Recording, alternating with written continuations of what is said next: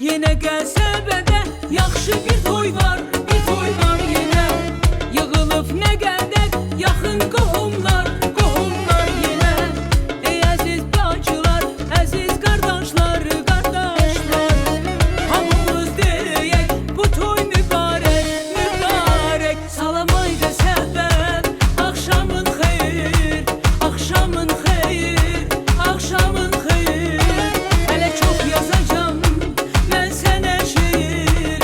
Salam ay Qəsəbə, axşamın xeyir.